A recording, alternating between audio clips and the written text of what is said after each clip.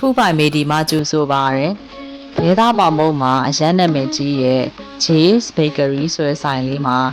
ဗီဒီတို့သားမီသားစားခဲ့ပါတယ်။ J Bakery ဆိုင်လေးကတော့နာမည်ကြီးပြီးသားဖြစ်တဲ့အတွက်ထူးတလဲညှို့မို့တော့မလို့တော့ထင်ပါတယ်။သူစီမှာဒေသပေါမုံကတော့အရန်ကိုနာမည်ကြီးပြီးတော့အရန်လဲစားလို့ကောင်းပါတယ်။ J Bakery ဆိုင်လေးကဘယ်ညမှာရှိရလဲဆိုရင်တိမ်ပြူလမ်းမပေါ်မှာတည်ရှိပါတယ်ရှင်။သူစီမှာဘာတွေရလဲဆိုလို့ရှိရင်ပေါမုံအမျိုးမျိုးမူးကိတ်အမျိုးမျိုးနဲ့ပီဇာတို့ပတ်ဖ်တို့လည်းရရှိနိုင်ပါတယ်ဈေးနှုန်းလေးတွေကလည်းအသင့်အတင့်ဖြစ်ပြီးတော့စားလို့အဆင်ပြေတဲ့ဈေးနှုန်းလေးတွေဖြစ်ပါတယ်ရှင်ဒီဆိုင်မှာနာမည်အကြီးဆုံးကတော့ဘဲသားပေါမုံဖြစ်ပြီးတော့သူကတော့တစ်ခုကို8500ကျပ်ပါကျပ်သားအရသာနဲ့လည်းရရှိနိုင်ပါတယ်ကျပ်သားအရသာနဲ့ဆိုလို့ရှိရင်တော့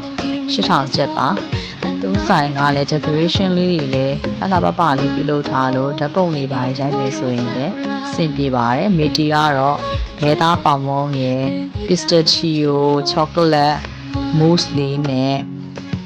chocolate frappe လေးကိုစမ်းစားကြည့်ဖို့မှာခဲ့ပါတယ်ဘဲသားပေါမုံလေးကတော့တော်တော်လေးကိုစားကောင်းပါတယ်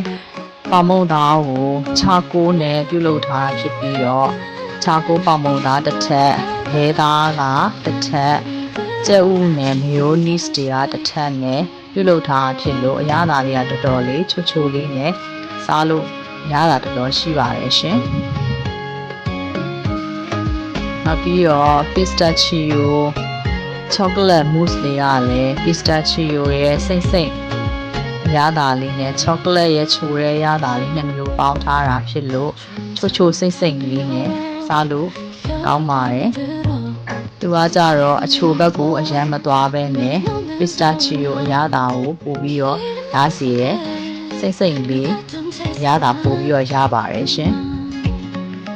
chocolate mousse cake လေးကတော့1000ကျော်ပါဈေးနှုန်းလေးက chocolate frappe ကတော့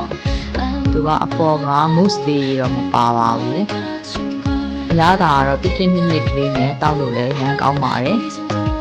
J Bakery ဆိုင်လေးကတော့အထူးတလဲညှို့မှုမျိုးတော့ထင်ပါတယ်မီတီရဲ့